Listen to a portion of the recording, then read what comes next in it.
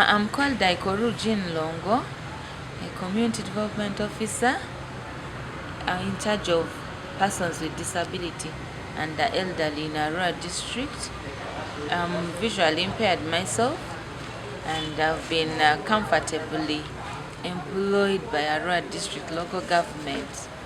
Yeah, and put in that docket to spearhead my constituency, for which I'm grateful to God and to Arua district and to the government of Uganda.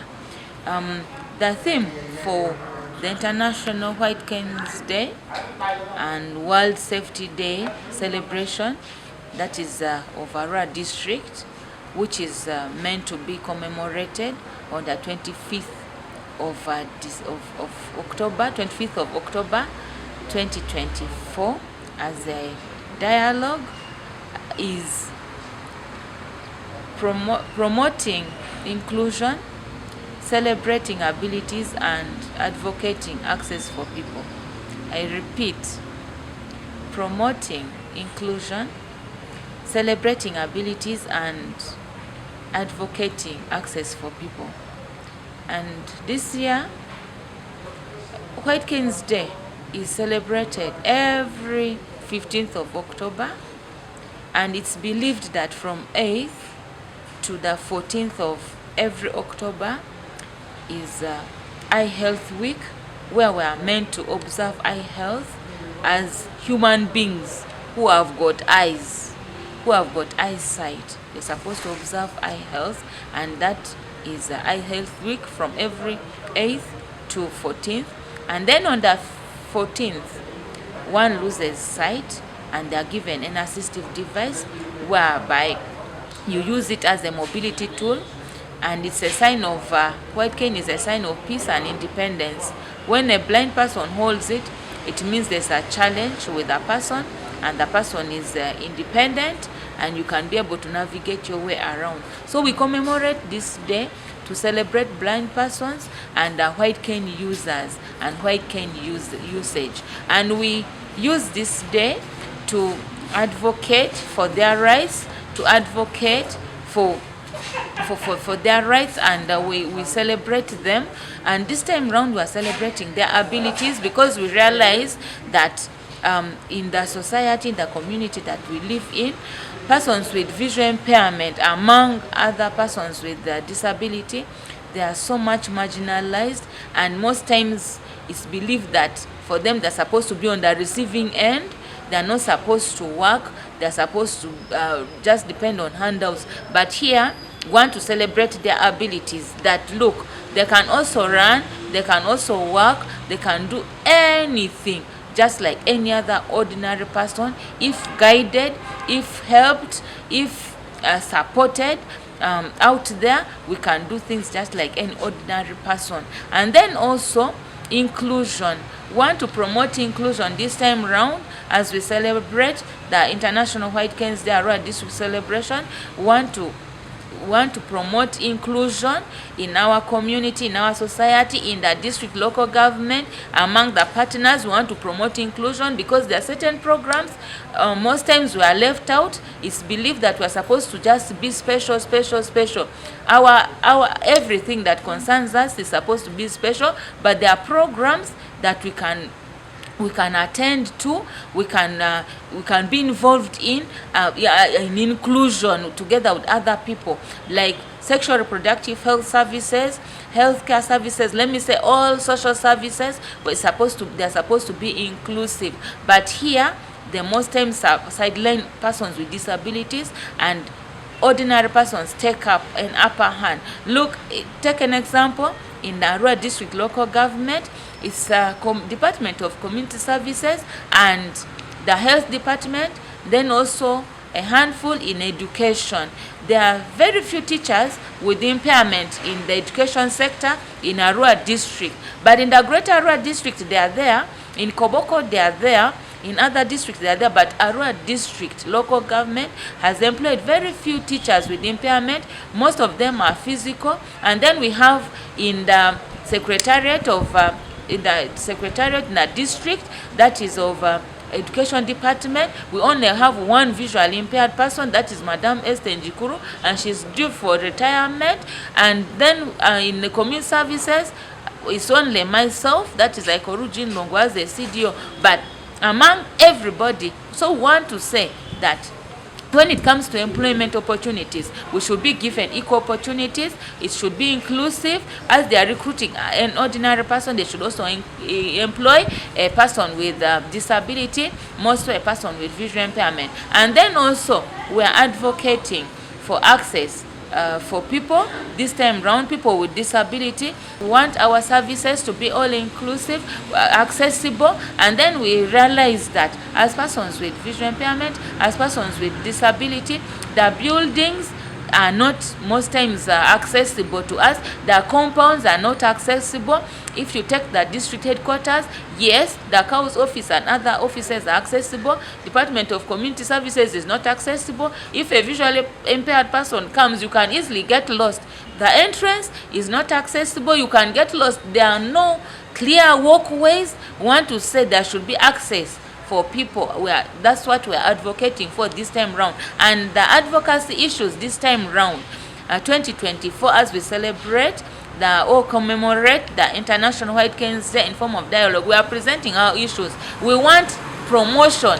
As persons with disability in the district local government, we want to be promoted. We want our junior staff who are with impairment to be promoted to seniors. We want to be employed just like any other person. If it's time for recruitment, we want persons with disabilities who have also attained high education levels to also be recruited in the civil service just like any other person. And then also our budget line, one increment. We also pay tax as persons with disabilities. An advocacy issue this time round. Want to present it to the district officials and other stakeholders that when it comes to budgeting, our budget, we also pay tax and we contribute to local revenue. So this time round, our budget line should be increased to some substantive amount so that life can be comfortable for us as persons with disabilities of Arua district, because our budget line is usually the least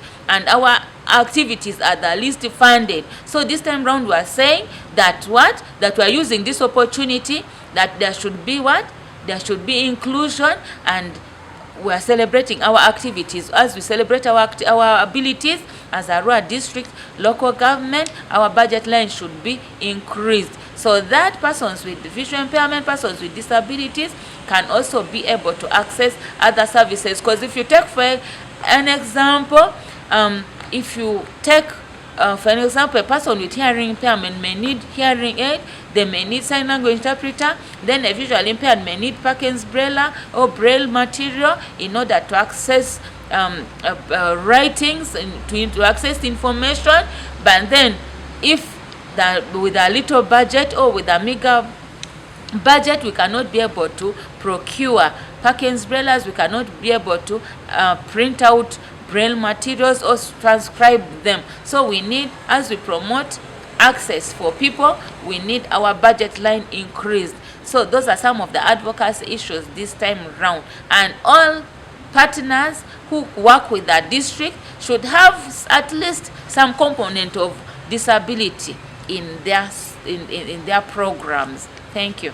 If you look at if I may take you outside the issue of the district, in the public sector, transport systems, many of the PWDs, even those, especially those with visual impairment, face a lot of challenge in terms of accessing transport, but even walking along the walkways. You are talking about access in offices, but the walkways in Arua City, are they friendly in terms of borders? Do they support taxis? What has been your experience? The walkways are challenging. Right from Arua City, Arua district, across board, the walkways are challenging. On the either sides of the roads, there are ditches. So at times when you're walking, and the roads are narrow, when you are walking on the road, a border motorists come and hoot abruptly, you just end up becoming confused, and at times you wonder whether they want you to fall into the ditch or what. So most times when we are accessing the road, like myself, when I'm accessing the road, when I'm using the road, I tend to wonder whether the road is meant for someone who is ordinary, not an impaired person like myself. Because of the way I am treated on the road, they push you, you are moving with your guide, someone wants to pass in between you people. So there's a lot of bad manners which is on the road, and as we use the road inclusively. So I want to use this time also around to tell the motorists, to tell them the pedestrians that they should have respect for persons with disabilities as we all access the road, as we use the road inclusively.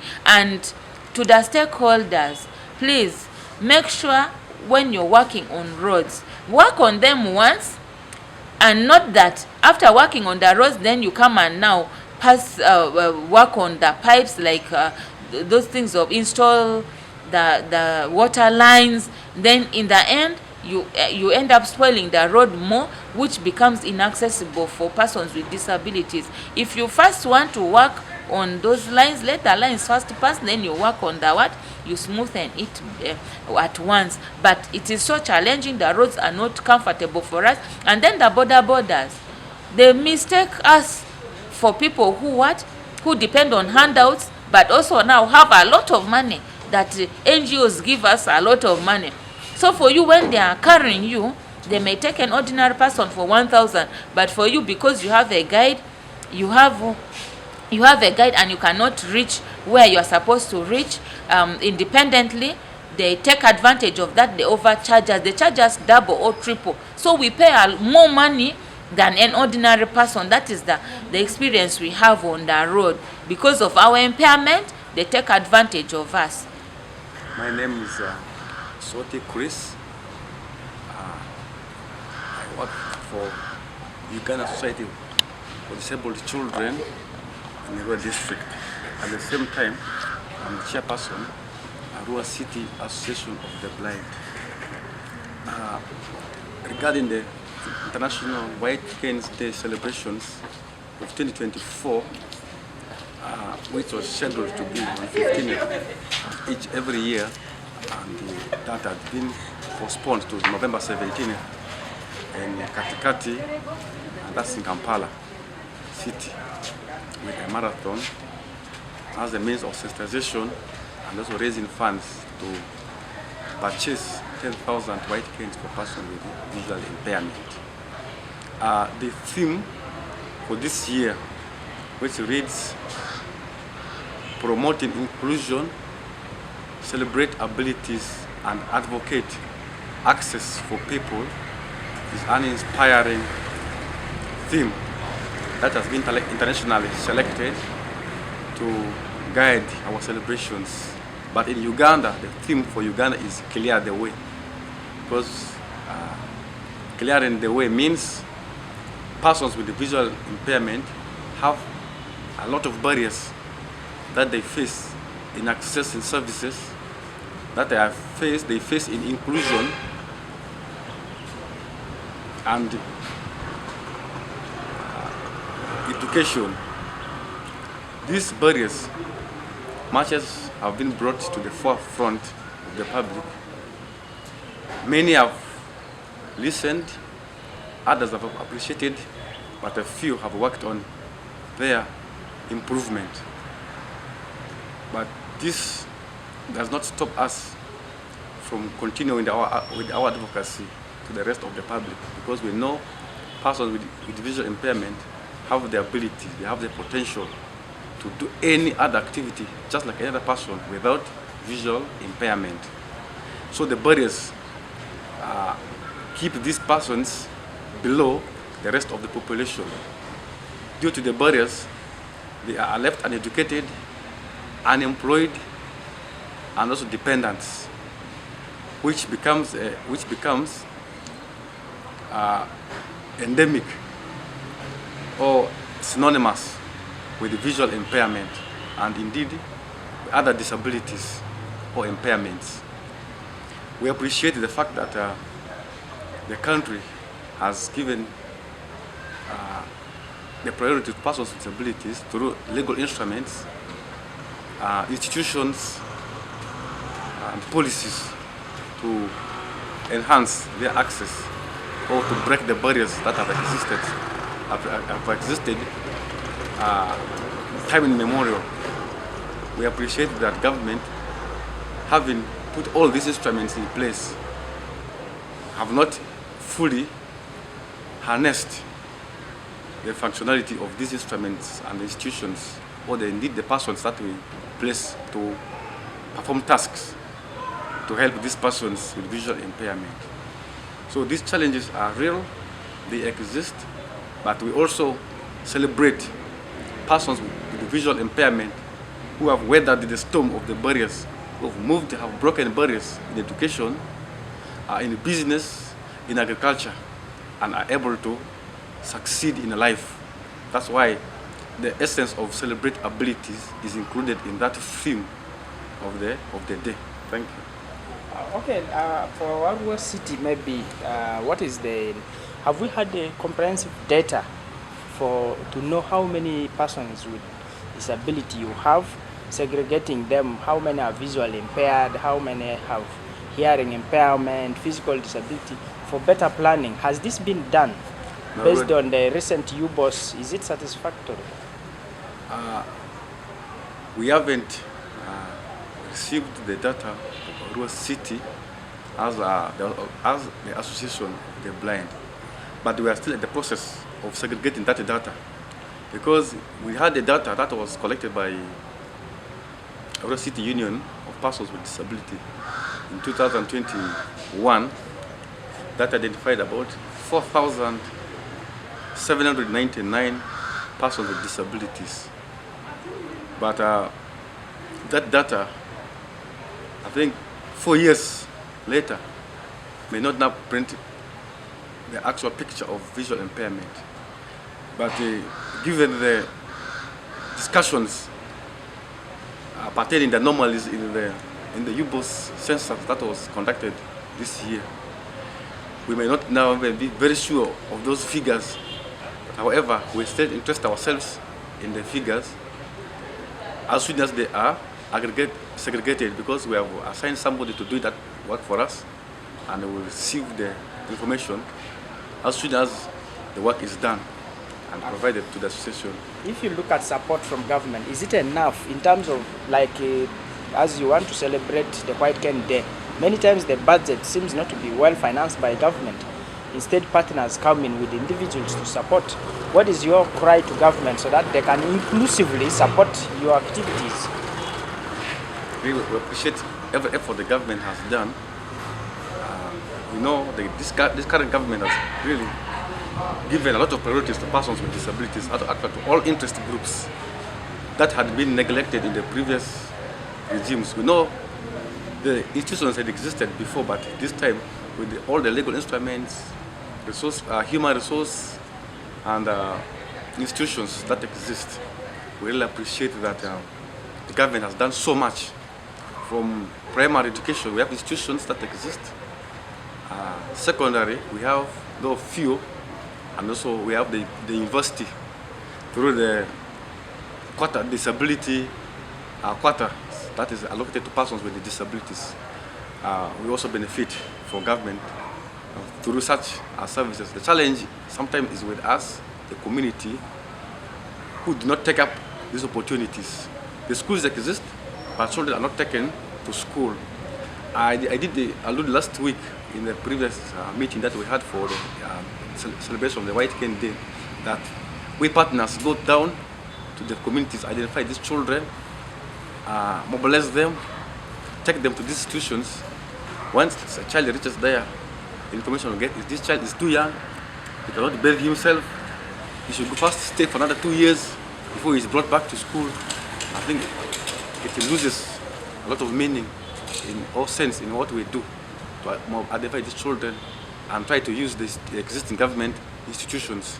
So we plead to these institutions that when a person with disability is identified and taken there, please receive them. We know that inclusion has come, that the schools, any school in the community there must admit a child with a visual impairment. what is needed in the district here is the data in the schools, that we have this number of children here and they need a braille instructor, or they need a teacher that has knowledge in special needs. So we appreciate inclusion, but we also are alive to the fact that these teachers are very few. We cannot have them in every school. Matters some organizations, for example, want to recommend AEE, that's African Evangelistic Enterprise, that trained teachers from around 9 schools in Arua sub-county in Braille. I think I was personally there, monitoring them learn Braille. So I was so happy. If such partners also, if other partners come up to train teachers in Braille, like what AEE has done, because we know government sometimes has a lot of work to allocate resources, may not now be able to train all the teachers, but these partners come to bridge that gap. Teachers are trained in all the schools, because these schools that we have, the unity schools, like road demonstration, like GIACO, like Idiophic Girls Primary, some of them are expensive for these parents, for our parents, to afford, knowing that the disability and poverty are also synonymous. Most of these children come from poor households that may not afford these selected unity schools. So we appreciate inclusion, that those children can access the education from the nearest schools to their communities. Only we need information, so that no teacher or a head teacher should fail or refuse to admit a child because of an impairment, because it becomes criminal. Once you are found out that you have denied a space for a child because of his or her disability, you are liable to or for punishment. Okay, transport system generally, we have 3 types, or basically 2. We say pedestrian and the motor vehicles, motorcycle and the cars. I started with the pedestrians. Most of like me, who likes exercising himself, like walking, who likes walking or to be guided around the streets of the city.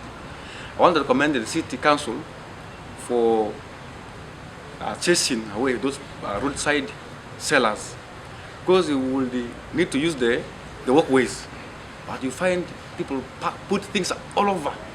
I've been abused several times by these sellers for stepping on their merchandise, plates, sometimes food stuff, clothes. No, they put everywhere is blocked. The only place where you are forced to move is where, again, vehicles and motorcycles pass. So it becomes difficult for us to navigate the streets of Arua City. But currently now, I'm so happy that we can move around without anybody abusing us for stepping on their goods. And now the transport system, the borders, we have unscrupulous borders on the road these days. They take advantage of persons with disability. A case in point is one colleague of mine, one member of City Association of the Blind, had the 50,000 shillings and the 5,000 shillings. So he wanted this border, had he transported him for 2,000. He wanted a balance of 3,000. Instead of giving the 5,000, he gave the 50,000. This person just returned 3,000. So this person reaching his destination thought he was removing 53,000. And the balance was 8,000 in the pocket. So it was really shocking. So you have these people who take advantage of the visual impaired, and they are not fair to them. And sometimes I like to maybe travel to Ondo Paraka or Krab, but this border doesn't know my home, and he cannot even consult. So all of us getting lost, and somebody is taken, instead of going to Ondo Paraka, is taken to Idiophic, and this person doesn't know these places. So, and the borders don't consult. So you see, you first reach a ETA, not here, again you have to change direction, you move there, and by the time you reach, you have already moved. You used 10,000 shillings for what? Looking for your location. So it has been very difficult for persons with the visual impairment also.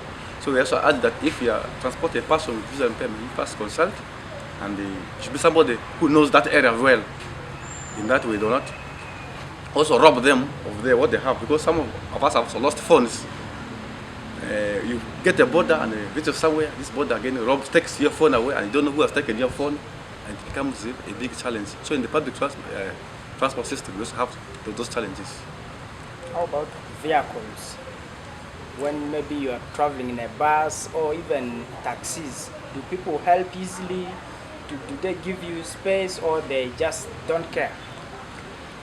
Many of the passengers, sometimes they don't care, but the few will leave space. But most times people, once somebody is seated and then does not want to leave way for another person to pass. But some few drivers and conductors, they help so much. Mostly those who know us, some of us, like we have a few who travel to Koboko, who travel to Marachala, Bondo. They are known by these people, and those ones help. But these people just come recently, and they don't know this. Some of us did not have the skills of handling persons with the visual impairment. See the people getting lost. Like if I'm going to Kokoro, I reach around the. By the time I discovered that I'm supposed to stop the Kokoro, maybe we had a Vojo there. So I say, I was supposed to drop in Kokoro. Somebody does not ask. We are here. They did not inform that okay, we are rest here. We are rest here, like those in Kampala do. But for us in Kampala, you will know that when they get here, Kamocha and Tenda, they'll be shouting around, so you will know. But here, just take and you're just going, so you don't know where you have reached. So that's the challenge I've seen with the vehicles here. My name is Mercy Moniko Chotoko. I work for the National Union of Disabled Persons in Uganda, but I prefer saying National Union of Persons with Disabilities of Uganda, that is MEDIA-Pwd in short form. And I work as an administrative assistant under the We Are Able project, Arua City and Terego District. Thank you very much. Today is 14th and tomorrow is 15th of October, and it is the International Day of the Whitecane. Whitecane is a tool, is a mobility tool that is used by persons with visual impairment to support them in their mobility or to move around, to navigate around. And this Whitecane, I want to say, has been a magic to most persons with disabilities to aid movement. And we thank God for the inventors of this tool. In Arua and West Nile generally, I really want to say this before I go into what is specific. Making places accessible in terms of roads, crosses, wherever, it is for the benefit of everybody, not only persons with disabilities. Now we come out to speak about persons with disabilities because it then affects them more negatively compared to other people without disabilities. For instance, if you go to a space where we have both a ramp and stairs at the same place, you get a number of people who are using the ramp is more than those who are using the stairs, even when they do not have a disability. So, meaning accessibility is for all. Then when it comes to how people will now perceive or what is the attitude of their community towards the Whitecane, you know, disability inclusion is evolving and will not achieve this in a day. So you realize that people look at Whitecane, to some people, it still astonishes them. It looks like, you know, a surprise if somebody is using a Whitecane to navigate his or her way through. And then to the respect to it has not reached a level where we feel, yes, this region, this city is now inclusive for all. Yes, there are very positive responses where some people, after critically looking at it, they're like, okay, let's support where it would be, and there is some bit of respect.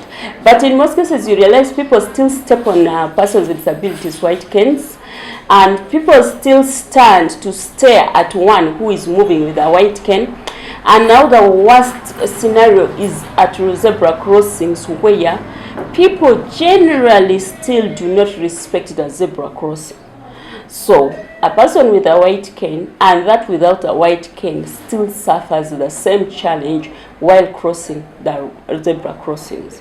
So it is still an issue of advocacy that we need to all embrace and participate in to ensure that respect for road signs and respect to mobility tools of persons with disabilities is embraced and enhanced in our communities today. If you look at the service delivery, do we have deliberate efforts from various councils, organizations to support persons with disabilities, but specifically the visually impaired? In terms of general support, I think it's coming up very well, in the sense that today, every program, every activity, you realize that there's some bit of responsiveness to persons with disabilities, where there's identification of a Whitecane, a wheelchair, or a person with a hearing impairment. People are a bit more responsive to supporting, yes. But now the issue comes to accessibility and provision of the Whitecanes, where a majority of a population living with vision impairment is still very poor, that they can not easily access the Whitecane because of its the price. So you realize that Whitecanes that we use right now are mainly donations from like-minded organizations and individuals who come to support to give out Whitecanes. And once these Whitecanes are brought, a few people are able to be reached, not so many. And now you realize that people of goodwill within the disability fraternity or the vision impairment fraternity, the extra that they have, they now share it out. Like for me now, I say I even don't have a Whitecane because I had to give out all, thinking that I'll have opportunity to get more, and up to now I have not. So I just need to plan to acquire one for myself. So they are very expensive, and their access it's very, very limited for persons with vision impairment. And I really don't think that there is a deliberate budget in the councils to procure access mobility tools, assistive devices for persons with disabilities. And when this comes, maybe it comes on a particular program whereby we then tend to prioritize assistive device, and this mainly comes with lobby and advocacy. But deliberately putting it in the local government plan that we should procure assistive devices, this has never come through. A Whitecane ranges from 45,000 and above, and that is the cheapest you can get. And you know, cheap things are always not so good, and that is it. And you know, in everything there is a class and there is also a standard. So you find these that are collapsible, you find those that are rigid, but now you find which one is more suitable for one to use.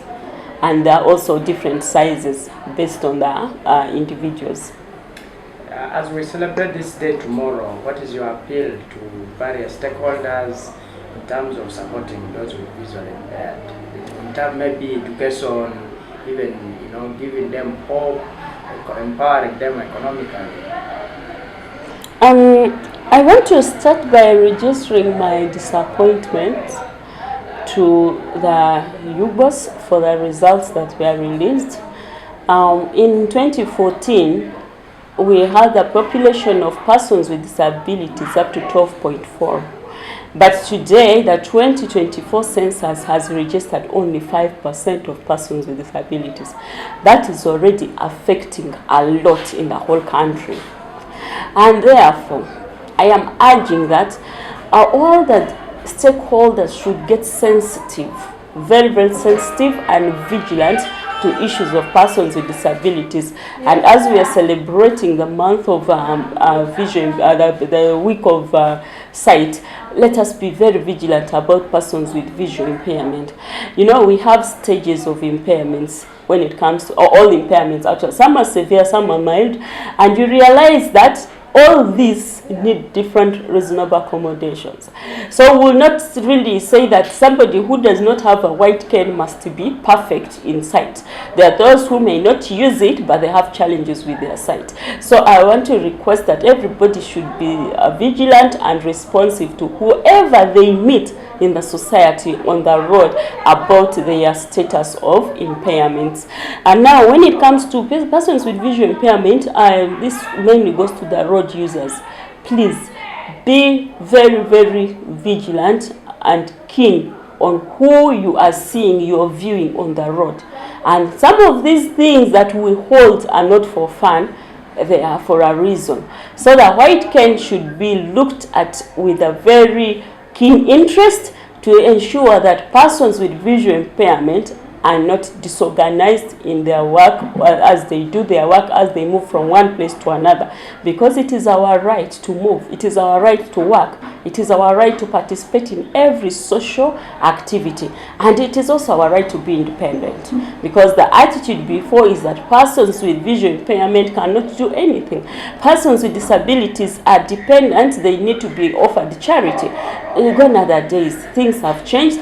We need to be looked at from a rights-based perspective, such that everybody can contribute to the well-being of this community and this country, this region, Arua City. So yeah, that is it. I urge everybody to be very vigilant as we move on the road. Be keen, and out there, if you have anyone of goodwill who is willing to support with these assistive devices, please visit the union offices. We would appreciate your concern and also what you're willing to offer. The Whitecane Day celebrations have not really so much picked up because of various reasons. You know, when we form our association, our union, and then we go ahead to form the unit disability associations. And forming these unit disability associations needs a budget and a prior program. So all these have not fully taken off. But right now I can say that Arua City has its other unit disability associations now formed, except they have not taken off to work in terms of organizing such days. However, the participation to the national celebrations is actually on, and it would be more vivid if the national celebrations were brought to Arua City.